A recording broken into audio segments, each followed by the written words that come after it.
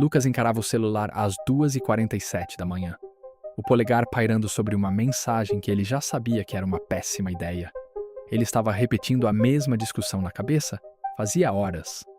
O tom, as palavras, a cara da outra pessoa. A parte em que ele devia ter dito algo mais inteligente. A parte em que ele devia ter ficado calmo. Melhor. E agora ele queria consertar. Agora. Com um parágrafo perfeito, escrito do jeito certo, que magicamente faria ele parecer razoável, maduro ou tranquilo. Porque a verdade é que ele não estava tranquilo. Ele estava muito incomodado. E o Lucas não estava sofrendo porque o problema era grande. E a realidade não estava nem aí. Esse é o trap. A gente não só sente dor, a gente julga a dor. A gente não só fica ansioso, a gente fica ansioso por estar ansioso. A gente não só se sente inseguro, a gente sente vergonha por estar inseguro. É o que transforma um estresse normal da vida num desastre pessoal. Isso é The Subtle Art of Not Giving a F-Word, do Mark Manson. E a promessa desse livro não é que você vai virar uma pessoa fria, anestesiada, indiferente. A promessa é outra. Você vai parar de desperdiçar sua energia emocional com coisas que não merecem.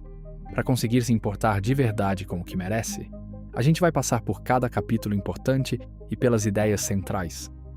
E no final, você vai sentir que realmente absorveu o que o Manson está tentando te ensinar. Agora, vamos resolver o maior mal-entendido logo de cara. Acho porque quase todo mundo entende o título errado. Não dar a mínima não significa que você não liga para nada.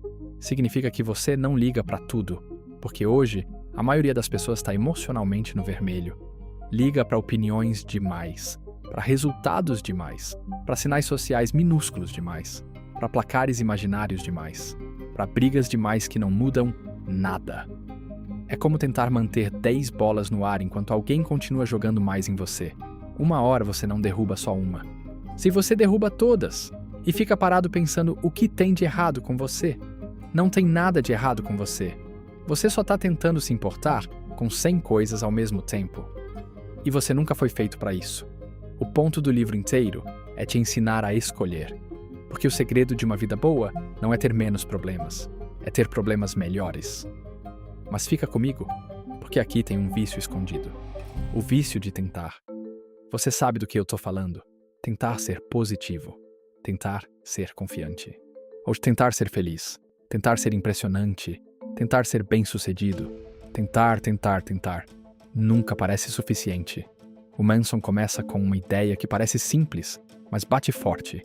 Correr atrás de uma experiência positiva constante. É uma experiência negativa. Você fica dizendo para si mesmo que devia se sentir melhor, devia ser mais forte, devia estar mais motivado, devia já estar com a vida resolvida. Aí você começa a se consertar, como se fosse uma máquina quebrada. Aí você não só falha na meta, você falha em ser o tipo de pessoa que consegue lidar com metas. Esse é o loop do inferno. Você se sente mal. Aí se sente mal por se sentir mal. Aí se sente pior ainda. Aí entra em pânico porque não consegue parar de cair nessa espiral. E pronto, você tá preso. O Lucas viveu dentro desse loop por anos sem dar nome para isso. E era assim, bem na prática. Ele sentava num domingo à noite e prometia uma semana limpa. Fazia um plano bonitinho. Acordar cedo. Academia. Ani comida boa, né? Tinha foco. Nada de doom scrolling. Ele até dizia, naquela voz dramática na cabeça, esse é o novo eu. Aí na terça ele já estava cansado. Na quarta ele escorregava. Na quinta ele desabava. Na sexta ele desistia e falava, já estraguei tudo mesmo. E a pior parte não era o fracasso. A pior parte era a conversa consigo mesmo depois do fracasso. Por que você não consegue manter nada? Todo mundo consegue. O que tem de errado com você? Aí na semana seguinte ele tentava mais forte. E o loop apertava. Uma noite o Lucas fez algo diferente. Em vez de construir mais um plano perfeito, ele ficou com um pensamento desconfortável. Talvez o objetivo não seja se sentir bem o tempo todo. Talvez o objetivo seja ficar ok em se sentir mal às vezes. E isso é enorme. É como estar preso numa areia movediça. A maioria das pessoas entra em pânico e se debate tentando sair. Só que se debater é o que faz você afundar. Quando você para, você consegue pensar. O ponto do Manson é que o desejo por mais positividade pode virar uma forma de negatividade. Porque faz você rejeitar uma emoção humana normal. E aqui vem a virada.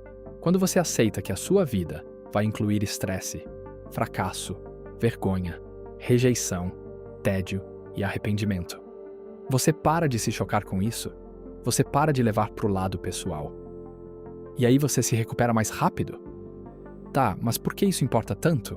Porque hoje o mundo te vende uma ideia tóxica. Você precisa estar sempre otimizando, sempre vencendo.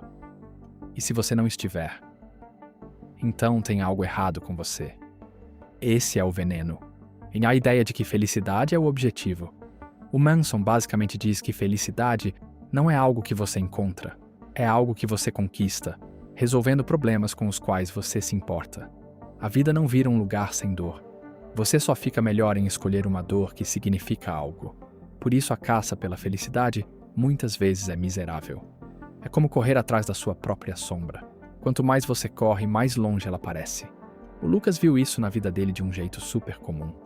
Ele achava que felicidade era ter um dia calmo, sem drama, sem conflito, sem pressão, tudo lisinho.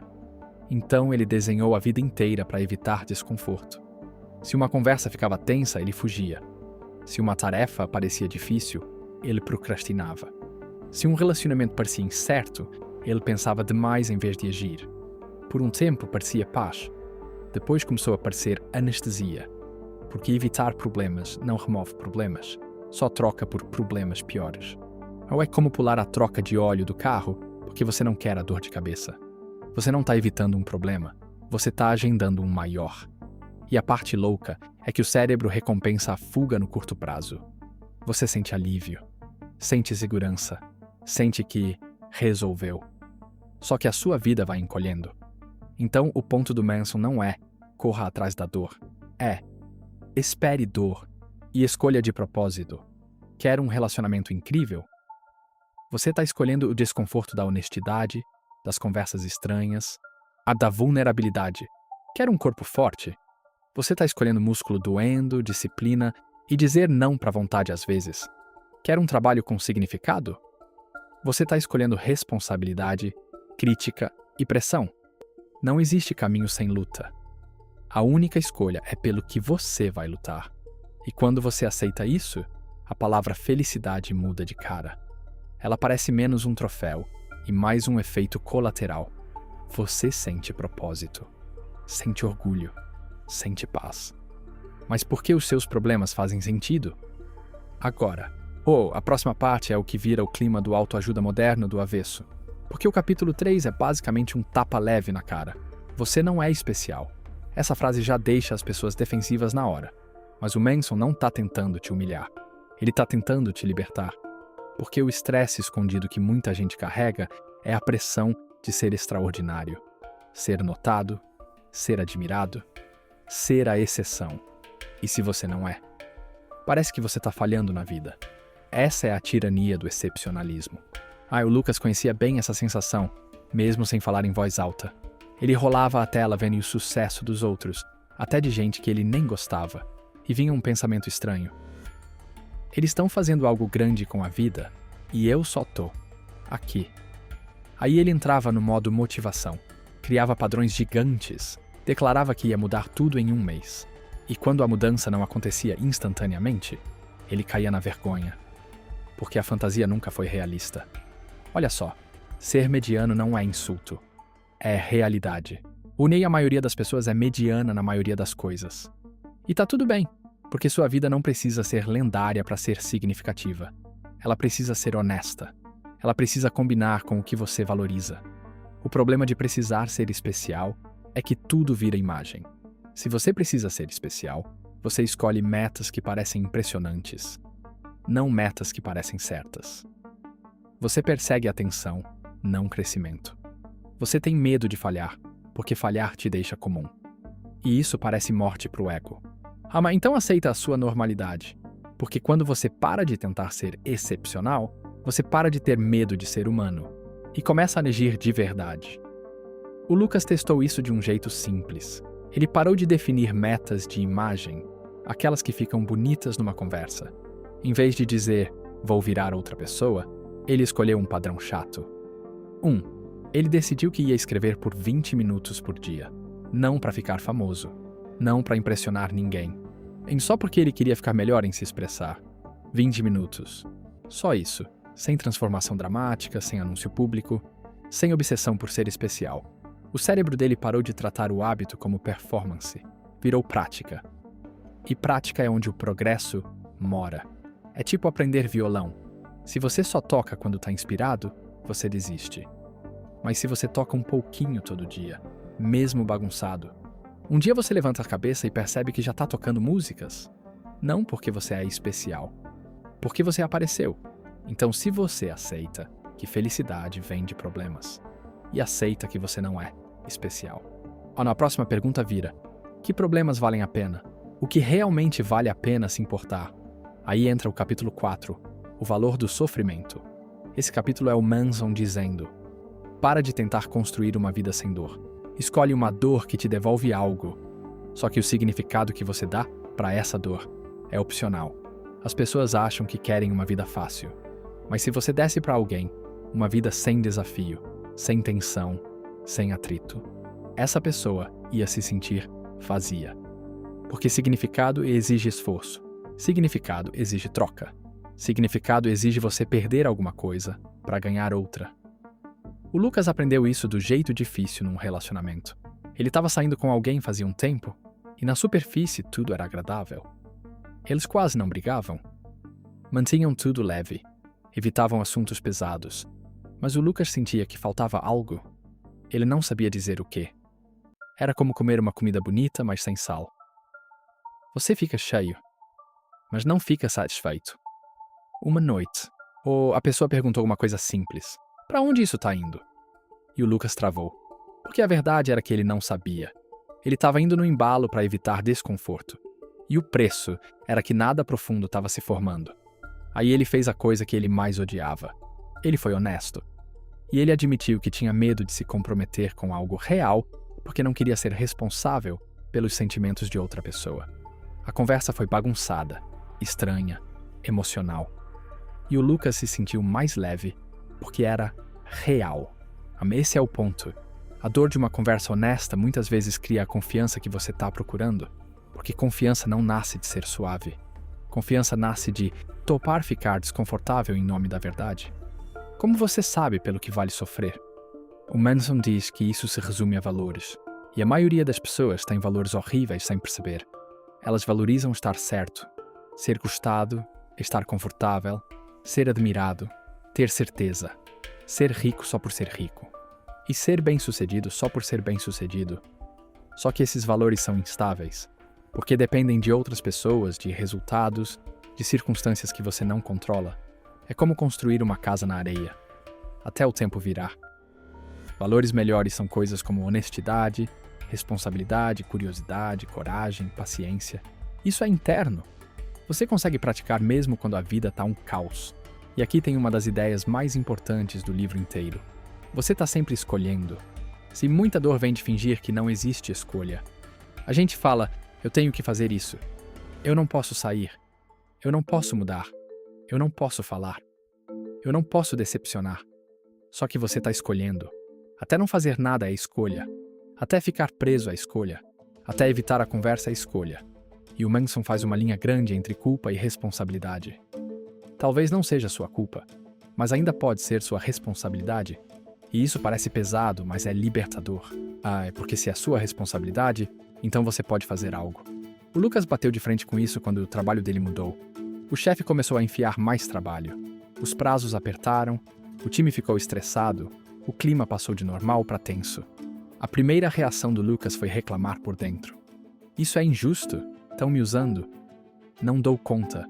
Por que isso sempre acontece? Aí ele se pegou. Ele percebeu que estava esperando alguém resgatar ele. Então ele tentou algo radical. Ele escolheu. Aí ele escreveu o que realmente queria. Ele queria prioridades mais claras. Queria menos tarefa de última hora.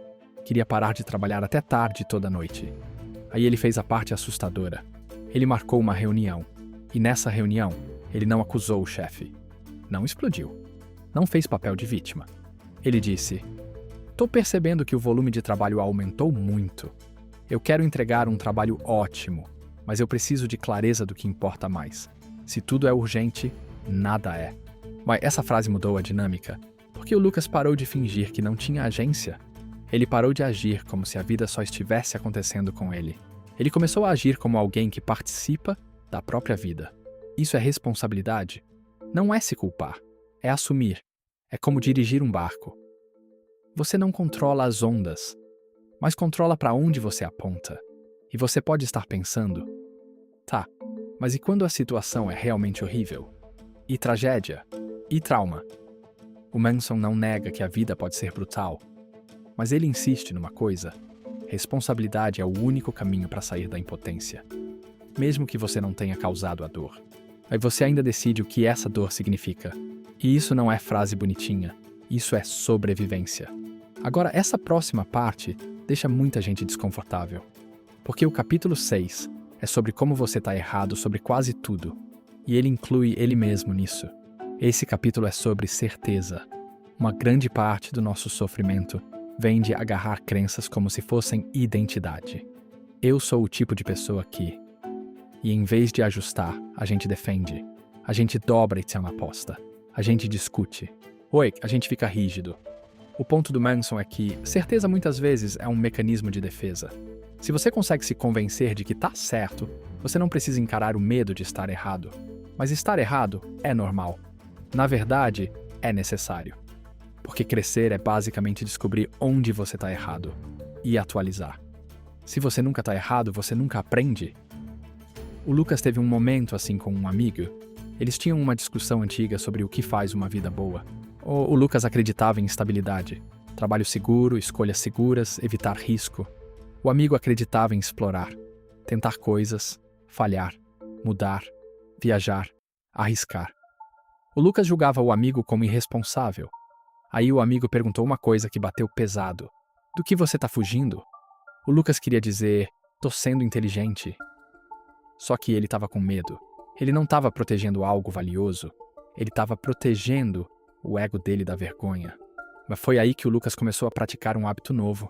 Ele perguntava, e se eu estiver errado? Não de um jeito dramático, se odiando, de um jeito curioso. Como um cientista testando uma teoria. Porque defensividade normalmente é sinal de que sua identidade está na linha.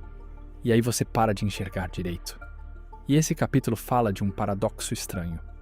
Quanto mais incerto você fica sobre suas crenças, mais aberto você fica. E quanto mais aberto você fica, mais confiante você se sente. Porque você não está mais apavorado com a ideia de estar errado. É como aprender a cair numa luta.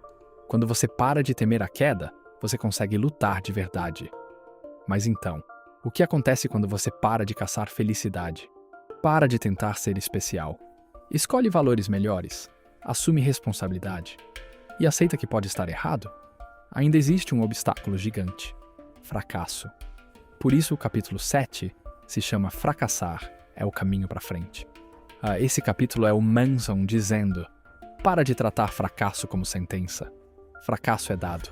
Fracasso é feedback. Fracasso é como o mundo te ensina. Só que muita gente evita fracasso porque fracasso machuca o ego, é vergonhoso, te expõe. E se você construiu sua identidade em ser inteligente, capaz, talentoso, especial, fracassar parece prova de que você não é nada disso. Então você evita. Você fica na zona de conforto. Você espera até estar pronto. E você nunca fica pronto. Aí o Lucas viu isso com uma coisa bem específica: falar em público. Ele queria conseguir falar em reuniões. Queria se sentir confiante. Queria parar de tremer quando a atenção virava para ele. Então o que ele fez? Ele evitou toda a oportunidade. Ele dizia: vou fazer quando eu estiver mais preparado. Passaram meses, nada mudou. Aí um dia, o time dele teve uma reunião com uma apresentação pequena, pouco risco, umas 10 pessoas, rostos conhecidos. E ele escolheu falhar de propósito. Parece estranho, mas foi isso. Ele aceitou que podia ser desconfortável. Ele até disse para si mesmo: eu posso ser ruim nisso. E foi desconfortável. A voz dele tremeu no começo. Ele tropeçou numa palavra. Falou rápido demais. Só que ele sobreviveu. E ele coletou prova. Prova de que fracasso não matou ele. Prova de que vergonha não era o fim do mundo. Prova de que ele conseguia se recuperar. Na próxima vez, ficou mais fácil. Não porque o medo sumiu, porque ele criou tolerância. É como levantar peso. Mas o peso não fica mais leve, você fica mais forte. É aqui também que o Manson fala de rejeição, desconforto e da ideia de que você precisa encontrar a coisa importante pela qual você topa falhar. Porque se você não está falhando, provavelmente você não está tentando nada com significado. E isso leva ao capítulo 8, que é surpreendentemente poderoso. A importância de dizer não. Porque quando você escolhe o que importa, automaticamente você precisa rejeitar o que não importa. E a maioria das pessoas não consegue. Diz sim para tudo. Mantém todo mundo feliz. Evita conflito. Evita ser o vilão. E o preço é perder a vida para os objetivos dos outros. Meio ponto do Manson é direto. Você não tem uma vida significativa sem limites. Todo sim também é um não para outra coisa. Se você diz sim para trabalho extra que você nem precisa, você pode estar dizendo não para o sono. Se você diz sim para um relacionamento que te drena, você pode estar dizendo não para o crescimento.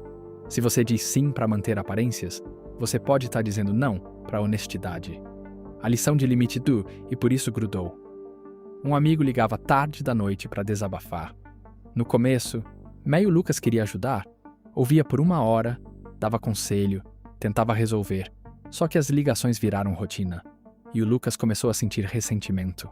Depois, raiva por sentir culpa. O loop de novo. Então ele praticou dizer não de um jeito limpo, sem raiva, sem drama. Ele disse: "Eu me importo com você, mas eu não posso mais fazer essas ligações tarde da noite. Se você quiser conversar, vamos fazer mais cedo, ou a gente marca um horário." O amigo não amou, mas algo incrível aconteceu. O Lucas se respeitou mais porque aquilo não era obrigação. Era escolha. Dizer não não é egoísmo, é honestidade. É como colocar uma cerca num jardim. A cerca não existe para ser maldosa, ela existe para o jardim conseguir crescer. Agora, o capítulo final. E então você morre. Parece sombrio, mas na real é o capítulo que transforma o livro inteiro em algo mais profundo. Porque quando você tira o barulho, tira a gestão de imagem, tira a caça, a tentativa, a performance. Sobra uma realidade. Seu tempo é limitado, o que significa que seus safe words também são limitados. Você não tem energia emocional infinita, você não tem chances ilimitadas. Então, com o que vale a pena se importar? Que dor vale a pena escolher? Que valores valem a pena viver? Quando você lembra que vai morrer, você para de tratar todo probleminha como crise. Você para de agir como se todo erro fosse permanente. Você para de precisar da aprovação de todo mundo. Porque a verdade é que o mundo vai seguir. E quando você percebe isso, dá uma liberdade absurda. O Lucas teve um momento assim, depois de ir a um funeral de alguém que ele mal conhecia. Ele achou que não ia sentir nada, mas saiu com uma sensação estranha de urgência, de clareza. Ele sentou no carro depois e pensou em quantos dias ele gastou preocupado com coisa que não importa. Aprovação social aleatória, política boba do trabalho, opinião dos outros, expectativas imaginárias. E ele pensou no quanto disso não valeria nada se ele tivesse 1 ano de vida. E aí a pergunta bateu forte. Com o que você pararia de se importar? E com o que você finalmente começaria a se importar? Porque aqui está uma dica verdade silenciosa. A maioria das pessoas não sofre porque liga de menos. Sofre porque liga para as coisas erradas. Liga para coisas que não controla. Liga para parecer bom em vez de ser bom. Liga para evitar desconforto em vez de construir significado. E The Subtle Art não é sobre virar uma pessoa descuidada. É sobre virar uma pessoa seletiva. É sobre ser intencional com a sua atenção.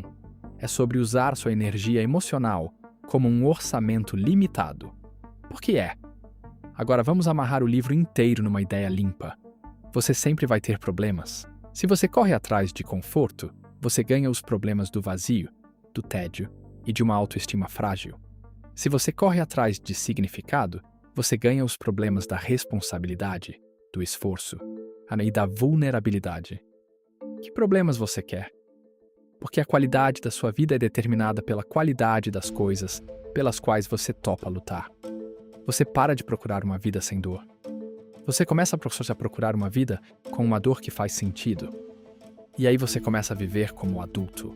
Não um adulto perfeito. Um adulto real. E antes de fechar, percebe uma coisa importante na história do Lucas em tudo isso. Ele não virou outra pessoa da noite para o dia. Ele não parou de sentir ansiedade. Mas ele não virou destemido. Ele não venceu a vida. Ele só ficou melhor em escolher o foco. Ficou melhor em lidar com a emoção negativa sem transformar isso numa crise de identidade. Ficou melhor em escolher valores que ele controla. Ficou melhor em assumir responsabilidade pelas escolhas. Ficou melhor em estar errado, falhar e ajustar. E quando ele começou a fazer isso, a vida dele não ficou fácil. Ficou sólida. Porque é isso que significado parece. Não fogos de artifício todo dia, mas como uma fundação profunda que não treme toda vez que o vento bate. E aqui vão algumas coisas que você pode começar a fazer agora, com base em tudo isso. Primeiro, pega a segunda camada. Se da próxima vez que você sentir uma emoção negativa, percebe se você está colocando vergonha por cima. Se você está ansioso, não se ataque por estar ansioso. Fala em voz alta. Tá tudo bem. É só um sentimento. Vai passar. Segundo, escolhe um problema de propósito. Escolhe uma área em que você quer crescer e aceita o desconforto como parte do acordo. Se você quer saúde, aceita que seu corpo vai reclamar no começo. Se você quer relacionamentos melhores, aceita que conversas honestas vão ser estranhas às vezes. Terceiro, audita seus valores. Pergunta: eu tô correndo atrás de algo que eu não controlo? Tipo, ser gostado, ser admirado, ser validado? Aí troca por algo interno. Em vez de ser impressionante, escolhe ser honesto. Em vez de ser popular, escolhe ser gentil. Em vez de nunca falhar, escolhe continuar aprendendo. Quarto, pratica dizer não de um jeito pequeno. Não começa com um limite enorme e dramático. E começa com algo minúsculo, um pedido que você não quer fazer, uma obrigação extra que você pode recusar. Vai construindo o músculo devagar. Quinto, usa a pergunta que corta tudo. O que essa escolha está me custando? Essa pergunta te tira do modo vítima e te traz de volta para a posse. É isso. Espero que isso tenha sido útil e tenha te dado algo real para pensar. E que você tenha um ótimo dia.